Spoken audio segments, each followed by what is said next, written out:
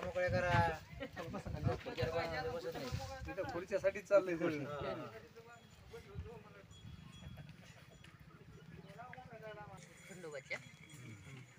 कुठून ऑर्डर केले railway okay का हां सर नाही बुक करायला नाही आपलं सध्या बुक करायला चाललो माझ्या मला एसटी आरक्षण मिळविण्यासाठी नवतरुणामध्ये जागृती तयार होण्यासाठी खास बीडून आलेले ॲडव्होकेट शिंदे साहेब, त्याचप्रमाणे सदैव सामाजिक कार्यामध्ये अग्रेसर असणाऱ्या, खऱ्या अर्थाने आपल्या धनगर समाजाची वाघीण म्हणून आपण ज्यांच्याकडे पाहतो अशा असणाऱ्या आदरणीय देवकथेताई, त्याचप्रमाणे परवा दिवशी खूप मोठा गडावर ज्यांनी मेळावा घेतला अशा असणारे वाघमोडे सर, पायामध्ये भिंगरी बांधून सदैव समाजासाठी अहोरात्र फिरणारे आदरणीय कोळेकर सर, आदरणीय सर, आपल्याच गावातील सदैव एसटी आरक्षणासाठी गेल्या कित्येक वर्षापासून लढा पुकारणारे रवी देशमुख असतील, गणेशवीर पत्रकार असतील, कृष्ण सामशे असतील, बाप्पासाहेब काकडे असतील, रामेश्वरवीर असतील, शरद भाऊ असतील, या सर्वांच्या खांद्याला खांदा लावून काम करणारे संतोष राऊत असतील, दिलवाले असतील, अगदी सर्वांचंच विशेष म्हणजे गेल्या कित्येक वर्षापासून जानकर साहेबांच्या कार्यकाळापासून स्वतःला सामाजिक कार्यामध्ये झोकून देणारे शामराव पोकळे असतील, सर्वांचं मी मनपूर्वक अभिनंदन करतो. आणि आज या बैठकीचं स्वरूप म्हणजे खऱ्या अर्थाने आपण जर डॉक्टर बाबासाहेब आंबेडकर यांच्या संविधानाचा जर अभ्यास केला तर अशी काही राज्य आहे की त्या राज्यामध्ये आपला धनगर समाज हा एसटी कॅटेगरीमध्ये आहे, परंतु दुर्दैवाने गेल्या कित्येक वर्षापासून स्वातंत्र्य मिळाल्यापासून आपल्या या महाराष्ट्रामध्ये काही जाणीवपूर्वक आतापर्यंत जे सत्ताधारी होऊन गेले त्यांनी मुद्दाम होऊन धनगर आणि धनगड म्हणजे फक्त ड आणि र याच्यामध्ये फरक करून आपल्याला कायमस्वरूपी एसटी आरक्षणापासून आपल्याला दूर लोटलेलं आहे. त्यांनी आपल्याला खऱ्या अर्थाने ज्या एसटी आरक्षणाच्या सोयीसुविधा असतात त्याच्यापासून आपण कसं दूर आहे. तसं पाहता विचार करायला गेलं तर आजही धनगर समाजाचा म्हणावा तसा विकास झालेला नाही. दिवाळी जर झाली, दिवाळी झाल्यावर आपले असंख्य बांधव म्हणजे त्यांना कित्येक वाडी वस्ती व तांड्यावर राहते, त्यांच्यापर्यंत शिक्षणाची गंगा गेलेली नाही. खऱ्या अर्थाने मेंढरा सांभाळणे, आता ह्या मेंढ्या दिवाळी झाल्यानंतर 24 तास मेंढ्या सांभाळण्यासाठी ते घराबाहेर निघतात. म्हणजे खऱ्या अर्थाने आपण भटकंती करणारा समाज आहे, परंतु दुर्दैवाने शासनाचं आपल्याकडे लक्ष वेधत नाही. खऱ्या अर्थाने आपण जर विचार करायला गेलं तर महाराष्ट्रामध्ये खूप मोठी आपली संख्या आहे, परंतु दुर्दैवाने आपण एक संघटित नाही. आणि कुठंतरी एस टी आरक्षणाच्या माध्यमातून आपण एका छत्रछायेखाली आलो, आपण एका आईचे लेकरं मिळून आलो आणि शासनाला जर आपण आपला जाब विचारला तर निश्चितच मला तरी असं वाटतं की हा प्रश्न आपला लवकर सॉल्व्ह झाल्याशिवाय राहणार नाही. याचं जिवंत उदाहरण म्हणजे आता काल परवा दिवशी जो गॅजेट मराठा समाजाला लागू केलेला आहे, त्याच धर्तीवर बंजारा समाजाने खूप मोठं एक आक्रमक स्वरूपाचं आंदोलन तयार केलेलं आहे आणि त्याच्यासाठी आपल्या महाराष्ट्रातील कित्येक आमदारांनी त्यांना साथ दिलेली आहे. तात्पर्य म्हणजे आत्ता काल परवा दिवसापासून त्यांचा एस टी आरक्षणाचा खूप मोठ्या प्रकारे जोर धरत आहे. आणि मला आपलं धनगर समाजाचं एस टी आरक्षण मिळावं म्हणून गेल्या कित्येक वर्षापासून कित्येक आपल्या समाजातील नवतरुण असतील, सामाजिक कार्यकर्ते असतील, पोटाला चिमटा घेऊन अहोरात्र त्याच्यासाठी झटत आहे. मला असं वाटतं या ठिकाणी असणारे देवकथेत हे आपल्याला सविस्तरपणे मार्गदर्शन करणार आहे, परंतु आपण एका आईचे लेकरं म्हणून आता आपण आपलं शिक्षणाचं वय झालं, परंतु खऱ्या अर्थाने आपल्या मुलाबाळाच्या व्यवस्थेसाठी, मुलाबाळाच्या भविष्यासाठी आपण सगळं एकत्र यायला काहीच हरकत नाही. एस टी कॅटेगरीचा तर जर तुम्ही अभ्यास केला काही प्रमाणामध्ये आपल्याला 100% जर सुख म्हणजे शासनाने सुविधा दिल्या तर खूप मोठं आपल्या समाजाची क्रांती झाल्याशिवाय राहणार नाही. मला असं वाटतं त्यातल्या 15-20% जरी आपल्याला सुविधा मिळाल्या तरी आपल्या जीवनाचं खऱ्या अर्थाने सोनं झाल्याशिवाय राहणार नाही. जे कोणी एस टी आरक्षणासाठी आपले सदैव समाज बांधव यासाठी पुढाकार घेतच आहे. तरी मी सर्वांना विनंती करतो की ज्या ठिकाणी अशा काही कार्यक्रमाचे आयोजन असेल त्या ठिकाणी आपण तन मन आणि विशेष आपापल्या परीने धन देखील आपली देण्याची तयारी आहे. यानंतर आदरणीय वाघमोडे सरांना मी विनंती करतो की कृपया आपण मार्गदर्शन करावं. आरक्षणाच्या संदर्भात इथं उपस्थित असलेले शिंदे साहेब, वाघमोडे महाराज, देवकथेताई आणि सर कोळकर सर आणि सर यांच्यासह प्रथम सर्वांचं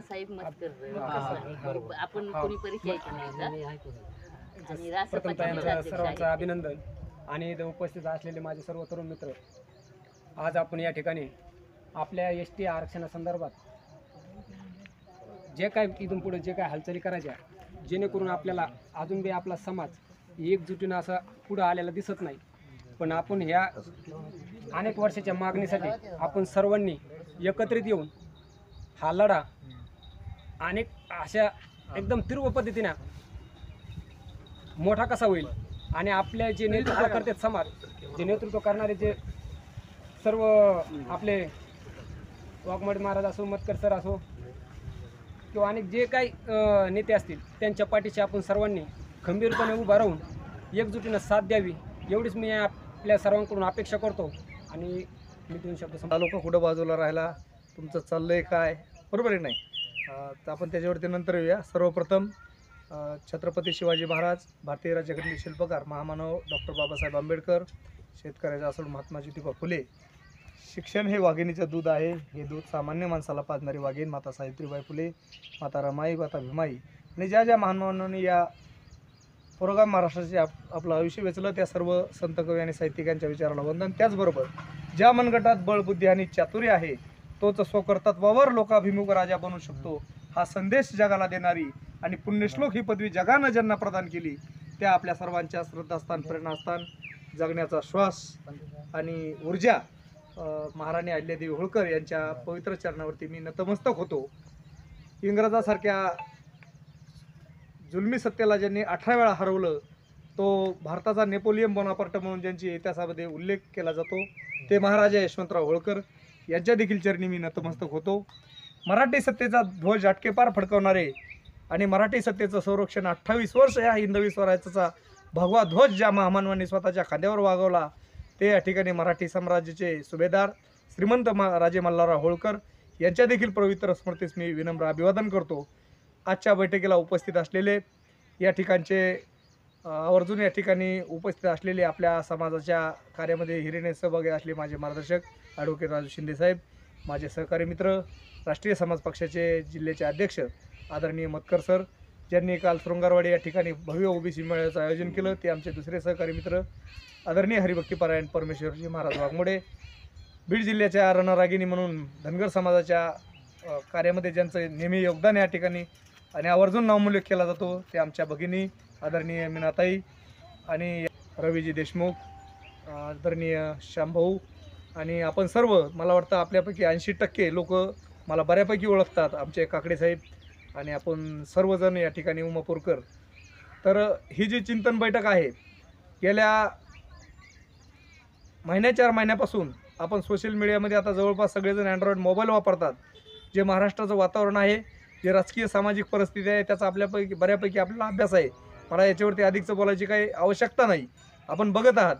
पण धनगर समाजाच्या बाबतीमध्ये काही गोष्टीचं निरीक्षण आम्ही केलं आणि त्याच्यामध्ये काही गोष्टी समोर आल्या की बुवा आपण ST आरक्षणाचा लढा लढला पाहिजे का, OBC आरक्षण वाचवण्यासाठी OBCच्या लढ्याला साथ दिली पाहिजे, किंवा याच्यानंतर हे जे चाललेलं सामाजिक वातावरण आहे याच्यामुळं बऱ्याच आपल्यात काहीच बांधवांनी आमचा मराठा समाजाला सार्थ पाठिंबा अशा पद्धतीचे बॅनर बी आपण पाहिले असतील ना.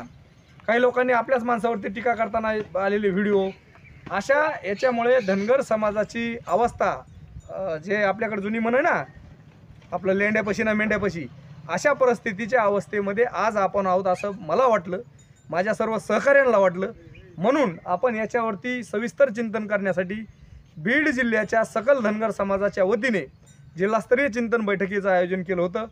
बीड जिल्ह्यातील जवळपास ते 50 ते 60 प्रमुख समन्वयक म्हणजे ज्यांना या चळवळीची जाण आहे अशा पद्धतीची लोक त्या बैठकीला उपस्थित होती आणि त्या बैठकीमध्ये असा विषय ठरला की आपण जिल्ह्याचं आंदोलन करायचं आणि 1000-4000 लोक न्यायचे हे काय अगत्याचं किंवा उचित ठरणार नाही.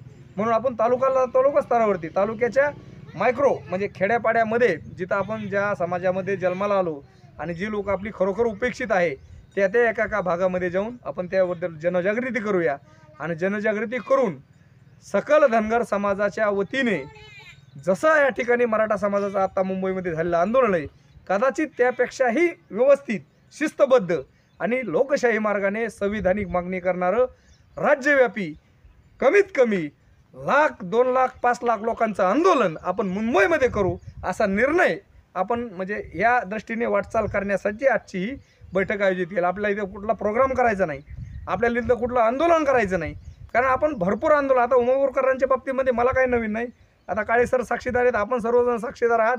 गेल्या अनेक वर्षापासून म्हणण्यापेक्षा जवळपास 2003ला राष्ट्रीय समाज पक्षाची स्थापना आदरणीय महादेवजी जानकर साहेबांनी केली. तेव्हापासून मी आपल्या भागामध्ये अनेक वेळा अनेक कार्यक्रमामध्ये भेटी दिल्या, अनेक कार्यक्रमामध्ये आपण हिरिरीने सहभाग घेतलात. आपण जागृत आहात, याच्याबद्दल मला वेगळं काय सांगायची गरज नाही. आत्ता मी आलो त्यावेळेस काळे सर आम्ही 2-4 जण होतो, आपण एका फोनवरती एवढे जण, आणि मला तरी गॅरंटी होती की आपण उमापूरकर जी धनगर मंडळी आहेत ती जागरूक आहात, आणि म्हणून आपल्या टाळ्यांच्या गजरामध्ये आपलं स्वागत करावं असं मला वाटतं. कारण क्रांती ही विचारामध्ये आहे. मी माझ्या स्टेटसला आता जे बॅनर ठेवलं त्याच्यावरती की मेलेली लोक क्रांती करीत नसतात, जिवंत लोकच क्रांती करतात, आणि आपण सगळे जिवंत आहात. कशामध्ये? मोबाईलच्या माध्यमातून का होईना आपण जगामध्ये काय वातावरण चाललं ते बघता, आणि त्याला आपण कुठंतरी चांगल्या पद्धतीने साथ देता. हे आपल्याबद्दलचं कौतुक नाही, पण आपल्याबद्दलची नक्कीच या ठिकाणी जी चांगली बाजू आहे ती समाजापुढे मांडण्याचा प्रयत्न केला पाहिजे. आणि त्या पद्धतीनं आता मुळात धनगर आरक्षणाचा प्रश्न आपल्या बऱ्याच बांधवांच्या डोक्यात आहे, किंवा आरक्षणाचा प्रश्न खरा आहे का, बरं सुटल का, लागल का? कारण अनेक आंदोलनं, अनेक मोर्चे गेल्या 20 वर्षापासून हजारो आंदोलनं मी सुद्धा केली, आपण सुद्धा केलेत. आपण अनेक ठिकाणचे रस्ता रोको असतील ते असतील, आपण याच्यामध्ये सहभागी होतात. परंतु धनगर आरक्षणाचा प्रश्न काय मार्गी लागला नाही, ही आपली दुर्दैवाची गोष्ट आहे. हे 100% खरं आहे. आता पुन्हा नवीन काळामध्ये आपण ओबीसी आरक्षण वाचवायचं का धनगर आरक्षण? जर आपण ओबीसी आरक्षण वाचवायचं तर मग त्या आंदोलनाला ट्रोल करण्यासाठी आपण एसटी आरक्षणाचा लढा उभा केला आहे का, किंवा ते आंदोलन कुठेतरी कमकुवत होईल का? असे बरेच प्रश्न तुमच्या आणि माझ्या मनामध्ये आहेत, आणि या प्रश्नाची सोडवणूक करण्यासाठी आपण या चिंतन बैठकीचं आयोजन केलेलं आहे. आपण विचाराने प्रगल्भ आहात, जागरूक आहात. आपल्याला माहीत आहे एसटी आरक्षण आपल्याला भविष्यात मिळणार आहे, परंतु ओबीसी आरक्षणाचा आपण सध्या लाभ घेत आहोत. आपण राज्याच्या यादीमध्ये जरी एनटीमध्ये असलो तर केंद्रामध्ये आपण ओबीसीच आहोत. जर आपल्याला ओबीसीमध्ये जर आरक्षण नसतं तर आपल्या राजू पोकळेंना या ठिकाणी सरपंच पदाचा उमेदवार म्हणून घोषित करता आला असतं का? म्हणजे एक वस्तुस्थिती ना. हां, ते मला वाटतं तुमची जागा ओपनला होती का? हां, ही ओपनला होती, हे जाऊ द्या. परंतु ज्या ज्या ठिकाणी आपल्याकडं 5-10 जिल्हा परिषद सदस्य निवडून येतात ते ओबीसी जागेवरच येतात ना. ओबीसीच्या जर आरक्षणाचा आपल्याला लाभ नसता तर आपली ही लोक सभागृहात आपल्याला कधी दिसली नसती. जी आपण गेल्या 5-10 वर्षामध्ये जिल्हा परिषदचे सदस्य असतील, सभापती असतील, आपल्याला गेल्या म्हणजे आता 2012ला ज्या निवडणुका झाल्या, बीड जिल्ह्यातल्या 4 पंचायत समितीचे सभापती हे धनगर होते. हे आपल्याला कदाचित माहीत असेल, कोणाला माहीत नसेल, परंतु त्याच्यामध्ये नावानिशी सांगतो. बीडच्या सभापती मनीषाताई कोकाटे, धारूर प्रसाद याचे उपसभापती शिवाजी काजगुंडे, त्याच्यानंतर परळीचे गडदे साहेब, आणि वडवणीच्या विमलताई शिंदे, असे 4 लोक फक्त ओबीसीच्या आरक्षणाचे आपण लाभधारक असल्यामुळं प्रस्थापित व्यवस्थेनं त्यांना, जे कोणत्या पक्षामध्ये होते त्या पक्षाने त्यांना तिकीट दिलं, निवडून आणलं. जसं आपल्याला एसटी आरक्षण महत्त्वाचं आहे तितक्याच महत्त्वाचं ओबीसीचं आरक्षण वाचवणं हे सुद्धा आपलं काम आहे. परंतु कारण कुठल्या गोष्टीला किंतु परंतु असतात, तसं ओबीसी आरक्षण वाचवणे हा जरी आपला लढा असला तर त्याच्यामध्ये आता बऱ्याच प्रमाणामध्ये बदल झालेले आहे. बदल म्हणजे कोणते? आता तुम्ही हाके सरांचं स्टेटमेंट आहे का की 80% आपलं आरक्षण गेल्यात जमा आहे, असं ते स्वतः म्हणतात. मी याच्यावरती वेगळं सांगायची गरज नाही. कारण का की जर तुमच्या उमापूरमध्ये 500 लोक कुणबीमध्ये आले असली तर उद्या तुम्हाला ओबीसी आरक्षणाचा लाभ घेण्यापासून हे लोक 100% रोखणार आहेत. मग हे होऊ नये यांची ही मागणी असंवैधानिक आहे. ज्या बोगस कुणबी नोंदी या ठिकाणी सापडल्या त्याच्यावरती कारवाई केली जाईल. त्याच्यावरती देशाच्या मंत्री आमदार पंकजाताई मुंडे, राज्याच्या मंत्री पंकजाताई मुंडे यांनी व्यवस्था या ठिकाणी विस्तृत हे केलेलं आहे. आणि हा झाला ओबीसी आरक्षणाचा मुद्दा. परंतु एसटी आरक्षणाची जी लढाई आहे ही याच्यामुळं मागं पडली, हे पण आपण लक्षात घेतलं पाहिजे. बरं, मागं पडली तर मग ही सोडून द्यायची का? तुम्ही म्हणणार आता लय मोठे आंदोलन झाले ना, आता कुठं आरक्षण मिळलं आणि कशाला आंदोलन करता? बऱ्याच लोकांनी याच्यावरती राजकीय पोळ्या वाढल्या. कुणी या ठिकाणी अध्यक्ष झाले, राज्याचे देशाचे नेते झाले, त्यांनी स्वतःचे लाभ करून घेतले. बरेच लोक येतात, समाज जागरूक करतात, ज्याच्यामध्ये नावानिशी सांगतो शेंडगे, डांगे, जाळकर, पडळकर, देवकते, शिंदे, महात्मे, अशी बरीच लोक आपल्याकडं या ठिकाणी धनगर आरक्षणाच्या वरती आमदार झाले, खासदार झाले, मंत्री झाले. ही वस्तुस्थिती आहे, हे आपण मान्य करूया. परंतु जे आमदार खासदार झाले ते आपल्या समाजाच्या आरक्षणावरती न होता त्याच्यामध्ये त्यांचं वैयक्तिक स्किलसुद्धा त्या पद्धतीचं असल्यामुळं त्यांनी त्यांचं योगदान दिलं.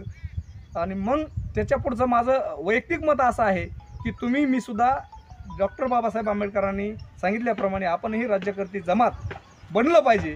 परंतु तितक्या लायबिलिटीचं आपण स्वतःला सिद्धही केलं पाहिजे ना. जर महाराष्ट्र राज्यामध्ये त्यावेळेस फक्त 2च पक्ष होते, काँग्रेस आणि कम्युनिस्ट. भारतीय जनता पार्टी, सेना वगैरे हे काहीच नव्हतं.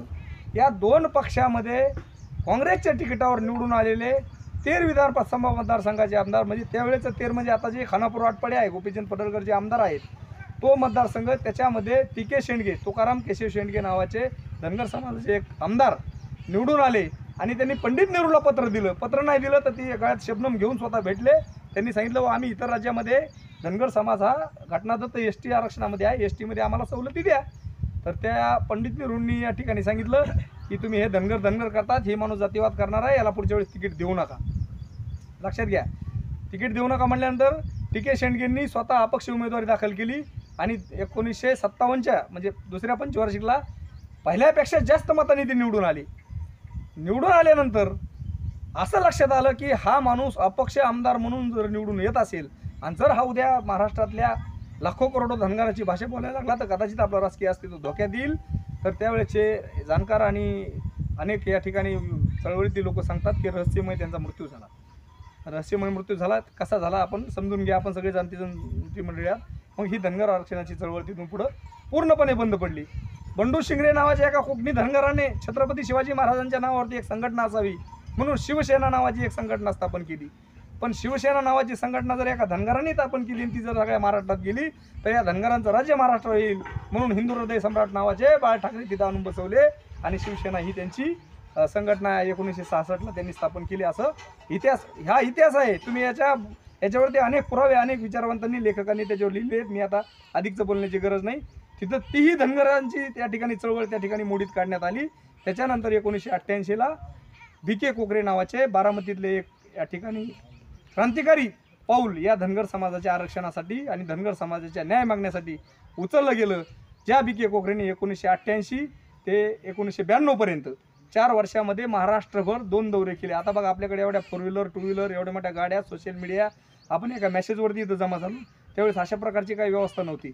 तरी हा माणूस सगळ्या महाराष्ट्राच्या दऱ्याखोऱ्यात गेला, सगळ्या महाराष्ट्राच्या धनगरांना जागा केलं आणि यशवंत सेना त्यांनी त्यावेळेस 1988 ते 92 या 4 ते 5 वर्षाच्या काळात माझ्या त्या मेळाव्यामध्ये 80% धनगर समाज होता आणि इतर 10% होते. म्हणजे धनगर सर्वात पुढं आहे. पण धनगराला ज्या वेळेला मिळायचं त्यावेळेला तुम्हाला मिळून देत नाहीत, हे बी लक्षात ठेवा. तर सर्वप्रथम तुमचं मी अभिनंदन यासाठी करीन काळे सर की खंडोबारा हे आपलं दैवत आहे आणि या दैवताचं तुम्ही या ठिकाणी दिव्य आणि भव्य असं मंदिर बांधलेलं आहे म्हणून तुमचं मी अभिनंदन करीन. आणि या ठिकाणी आज मीडियाच्या माध्यमातून खंडोबा मंदिराचंही महाराष्ट्रात नाव जाणार आहे. आणि तुम्ही इथं जी 50-60 जण आहेत, हे 50-60 नाहीत सर, यांची जर ताकद जर आज आपण पाहिली तर हे एक मुलगा 5-5 हजार लोक जमा करू शकतो. कारण 5,000 फेसबुकला जे तुमचे मित्र आहेत, तुम्ही जर आता ही बैठक झालेली चिंतनीय बैठक झालेली जर फेसबुकला सोडली तर लाख लोकाला काळे सर हे माहीत होणार आहे की धनगरसुद्धा आता जोमाने पेटलेला आहे. आज जी चिंतनीय बैठक आपण ठेवली, खरंच धनगर समाजामध्ये चिंता करणं गरजेचे आहे. आज जर आपण पाहिलं या परिसरामध्ये अभ्यासू म्हणून आमच्या काळे सरांकडे पाहिलं जातं. आमचे बाप्पा भाऊ काकडे, श्याम पोकळे, गणेश वीर, शरद, दादा काळे, अजून सर्वच ऋषी वगैरे सगळे टोटल. कारण एक तुमची एकजूट झाल्याशिवाय काहीच मिळणार नाही. जर आपणच आपले जर पाय वडीत राहिलो का वाघमोडे कसं काय मोठा व्हायला लागला, वाघमोडे कुठंतरी ब्रेक दाबलं पाहिजे. पण काय असतं, ज्याचं त्याचं नशीब असतं, ते तुम्ही किती हाणून पाडण्याचा प्रयत्न केला तर ते कधी सूर्य हाताने कधी झाकत नसतो, तो चमकतच असतो. त्याचा जो प्रकाश आहे तो देत असतो. म्हणून तुम्ही कसं त्या लेवलला मोठे होतात, त्या लेवलला जातात, याचा प्रयत्न आपण मित्रांनो केला पाहिजे. आता मला जे काही अनुभव आले, सरांना माहीत आहे, शिंदे सरांना, ॲडव्होकेट शिंदे सरांना, सर ज्या वेळेला आपला धनगर समाजाचा लढा उभा राहिला ST आरक्षणासाठी, मतकर सर, कोळेकर साहेब, ताई आपले काळे सर सगळेच होते. ज्या वेळेला पडळकर साहेबांनी मोर्चे सुरू केले त्यावेळेला आपण अख्खे रस्ते बंद केले होते. माझ्यावर 10-15 गुन्हे दाखल आहेत त्यावेळेला बी. पण ज्या ठिकाणी जातीचा प्रश्न येतो, आता मला बरेचसे जण म्हणले, मी बरेच जणाला फोन केला काल ज्या वेळेला पोस्ट पडली, एक सरांची पोस्ट पडली, मी सरांना फोन लावला, ते म्हणले मी श्यामला फोन केला. मग मी बाकीच्याला सगळ्याला फोन केले की म्हणलं काय आहे, सगळ्याचं आहे का विचार. ते म्हणले सगळे येणार आहेत, काही अडचण येणार नाही. कारण आपण काम करत असताना कुठला मत भेद हे सगळं आपण सोडलं पाहिजे. आणि माझा असं पहिल्यापासून हेतू आहे, मला मिळावा म्हणून मी करत नाही. पण भगवंताने मला कमी पडून दिली नाही, कुठंच नाही दिली पडून, तुम्हाला माहीत आहे. कारण मला मिळावा याच्यासाठी काम करायचं नाही. गीतेमध्ये भगवान श्रीकृष्ण परमात्म्याने सांगितलं, कर्मण्ये मा फलेषु कदाचन. तुम्ही तुमचं कर्म करत राहा, फलाची अपेक्षा करू नका. जर तुम्ही तुमचं प्रामाणिकपणे जर काम केलं तर ते काम कुणीच हिसकून घेऊ शकत नाही. आणि धनगर समाज हा सर एवढा प्रामाणिक आहे, एवढा प्रामाणिक आहे. मी महाराष्ट्रात पाहतो, कीर्तनाच्या माध्यमातून पाहतो. माझे कालच्या ह्या लढ्यामध्ये सर तुम्हाला तर माहीत आहे कीर्तन किती होत होते माझे, पण मराठा ओबीसी झालं आणि मी बाजू धरली. म्हणलं ते कीर्तनाला महत्त्व नाही, पण आपलं राजकारणाचं जे अस्तित्व आहे ते टिकलं पाहिजे. आणि पैसा आज नाही उद्या बी कमवू आपण. पण धनगर समाजाचे अवस्था जी आहे आज आपण पाहतो खेड्यापाड्यानी धनगर समाज हा रवी भाऊ, तुमचं नाव राहिलं बघा गडबडीमध्ये, हा रवी भाऊचा बी गेल्या बारचीला त्यांनी बऱ्याच वेळा रस्ता रोको वगैरे केला. पुढाकार घेणं हे महत्त्वाचं आहे. कुणीतरी पुढं आलं पाहिजे. कारण इतिहासात जर तुमचं नाव ठेवायचं असेल तर कुणीतरी पुढं आलं पाहिजे. आता एक वेळेला अशी जंगलाला आग लागली, जंगलाला. आणि जंगलाला आग लागल्यानंतर जे मोठे मोठे प्राणी होते जंगलामधले, शिंदे सर, सगळे प्राणी पळून गेले. पण एक छोटीशी चिमणी, आणि तिने विचार केला की हे जंगल आपण विजवलं पाहिजे. आणि ते माकड एक तिचं चेष्टा करायला लागलं. माकड म्हणलं, अगे चिमणे, तुझा जीव किती, तुझ्या चुंचीमध्ये पाणी किती बसतं आणि तुझ्याच्याने कुठं ही आग विजत असती का. त्या चिमणीने असं मित्रांनो उत्तर दिलं. ती म्हणली, मला माहीत आहे माझ्या या चोचीतल्या पाण्याने आग विझणार नाही, पण ज्या वेळेला हा जंगल पेटलं याचा ज्या वेळेला इतिहास लिहिला जाईल त्यावेळेला त्या इतिहासामध्ये लिहिलं जाईल का त्या ठिकाणी कुणीच नव्हतं, पण एक छोटीशी चिमणी होती आणि ती पाणी टाकण्याचा प्रयत्न करत होती. म्हणून तुम्ही बसलेल्यापैकी एकही कमी नाही. हे जर आपण मनाव घेतलं तर येणाऱ्या 18 तारखेला आपण 1000 लोक गेवराईच्या बैठकीला गोळा करू शकतो, तुमची जर सगळ्यांची साथ असली तर. 18 तारखेला. कारण आपलं जे आरक्षण आहे हे महत्त्वाचं आहे. आपल्याला ओबीसीचं आरक्षण नंतर सर, हां, पण एसटीचं जे आरक्षणाचा प्रश्न आहे हा गेल्या स्वतंत्र काळापासून आपला प्रलंबित आहे. अनेक नेते झाले, आपल्या कोळेकर साहेबांनी सांगितलं. आणि जाऊ द्या, तो नेता मोठा झाल्यानंतर आपण जागृत झालो. आज जानकर साहेबच नसते आणि त्यांनी जर 1997ला मोर्चा दिल्लीमध्ये एसटी आरक्षणाचा काढला नसता तर परमेश्वर वाघमोडे इथं दिसला असता तुम्हाला. तुम्ही या ठिकाणी एवढे जागृत नसता. उमापूरमधले सगळे कंपनी त्यावेळेला मी जेव्हा रासप होतो सगळ्यांनी मला साथ दिली, रवी भाऊ सगळे होते. का तर एक माणूस तुमचा जागृत झाला, एक पदावर गेला तर 1000 लोक त्याच्या माध्यमाखाली सुधरत असतात, विचार तरी बदलत असतात. कारण विचार बदलणंच ही काळाची गरज आहे. आज आपण दुसऱ्या समाजाला नाव ठेवायचं नाही, पण दुसऱ्या समाजाकडे जर पाहिलं तर एवढ्या चिकटीने आणि एवढ्या प्रयत्नाने ते त्यांचा हक्क हिसकून घेतात. कारण त्यांना माहीत आहे, आज वंजारी बांधव पा, त्यांना माहीत आहे सत्ता हिसकून घ्यायची असती ती मागून मिळत नसती. सत्ता आणि राजपट कधी हिसकून घ्यायचं शिकलं पाहिजे, मागून मिळत नाही. आणि ही स्थिती इतर समाजाची आहे. अहो, धनगर समाजाच्या नंतर आपले बंजारा बांधव तेवढ्या स्पीडने पुढं चाललेत. आपण किती माग आहेत. आज मी विचार केला, मला 50 फोन आहेत खोटं वाटतं असलं तर, सर त्या बैठकीला तुम्ही गेल्यानंतर काय होईल? म्हणलं काय होईल? तुम्ही काल परवाच मेळावा घेतला, रिॲक्शन होईल. म्हणलं काय रिॲक्शन व्हायचा काय संबंध आहे? म्हणजे तुम्हाला खायचं म्हणलं जमतंय आणि आमच्या धनगराचे काही प्रश्न असल्यानंतर ओबीसी येते का? हा, अरे आमचा धनगर समाजच आमचा बेस आहे ना. वाघमोडे महाराजांना जे कीर्तन मिळते ते फक्त धनगर समाजाच्याच गावाने मिळते. अजून तुम्ही पहा गावाचे नाव मी पॉम्पलेट टाकल्यानंतर, मग मी माझा धनगर समाज का सोडू? पण सर, आपण ज्या ज्या वेळेला मोठ्या नेत्यावर विश्वास ठेवला, आपण रस्ता रोको केला, मतकर सर मेंढ्या आणू आपण रस्ता रोको केला आणि ऐन वेळेला आपले नेते कुठंतरी थांबले. हे थांबायला नाही पाहिजे. म्हणून संघर्ष व्हायला पाहिजे, ना पक्ष ना नेता. जो तळागाळातला आहे, ज्याला आस्था आहे, अशा लोकांचाच संघर्ष व्हायला पाहिजे. तेव्हा आपलं जे धनगर एसटी समाजाचं जे आरक्षण आहे ते टिकून राहील आणि आपल्याला एसटी समाजाच्या जो संघर्ष तुम्ही केला त्याच्यात आपल्याला फायदा बी झाला ना. आज काहीतरी 18 का 19 सवलती आहेत आपल्याला धनगर समाजाला, 22 योजना आहेत, त्याच्यातून आपल्याला फायदा होतोच. जानकर साहेब एकदाच मंत्री झाले तर त्यांनी, गणेश सर जानकर साहेब एकदाच मंत्री झाले तर त्यांनी एक अशी खुटी खाऊन ठेवली की मेषपाल योजना ऑनलाईन करून टाकली. आम्ही जो हेवे दावे करून तिथं माणूस संपत असतो. म्हणून येणाऱ्या काळात हा लढा आपल्याला तीव्र करायचा आहे. आणि तुम्ही जर म्हणत असेल ह्यो जसा मेळावा घेतला तसे पैसे घालायला मी बी तयार आहे. मला भाव देऊ नका, मला काहीच देऊ नका, तरी मी खर्च करतो. तर गेवराईला कार्यक्रम लावतो मी 18 ते किंवा एक आपण तारीख ठरवू.